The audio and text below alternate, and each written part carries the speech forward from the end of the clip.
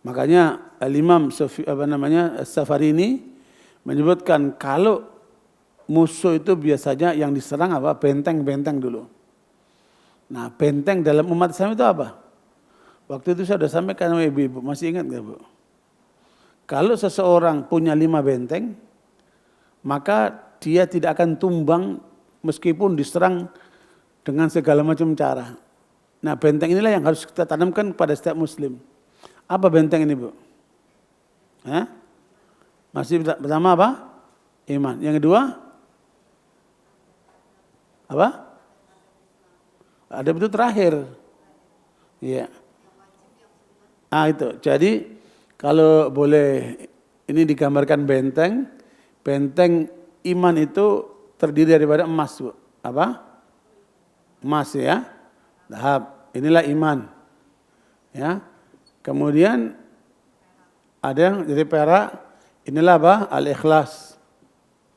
Nah, ini benteng-benteng ini yang harus kita kawal di dalam diri kita, anak-anak kita, masyarakat muslim. Kemudian benteng yang dari apa? Besi. Ya. Besi ini itulah apa? Al-wajibat. Nah, jangan lupa ini. Kemudian ini dari batu. Itulah as-sunan. Kemudian yang terakhir dari tin, dari tanah. Ya. Inilah al-adab. Ya, kita.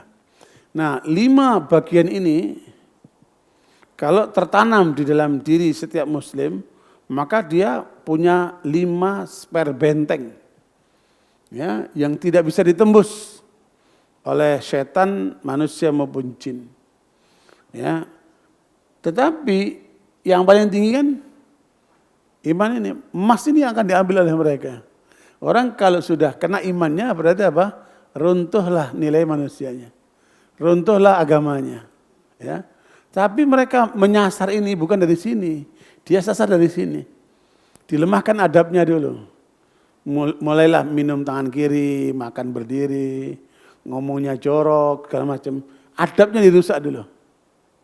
Nah, kalau sudah adabnya rusak, maka dijauhkan dari sunnah. Apaan itu kan sunnah?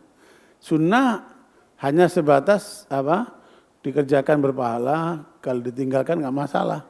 Jadi rame-rame meninggalkan sunnah. Ya. Sunnah boleh ditinggalkan ini.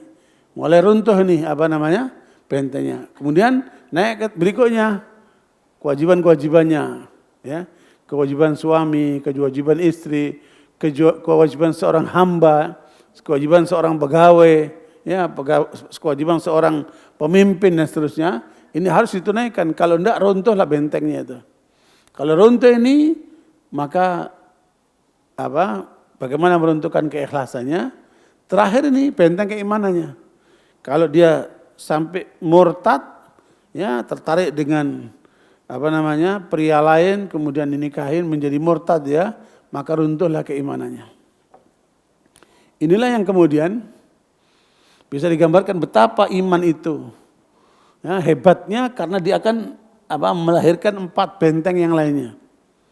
Nah, ini kekuatan iman itulah yang menjadi dinamo penggerak. Ya, itulah mengapa keimanan itu akan melahirkan keajaiban-keajaiban. Karena ketika imannya kokoh, dia akan melahirkan benteng-benteng seperti itu.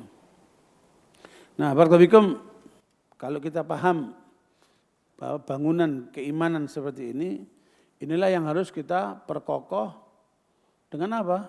Dengan amal saleh.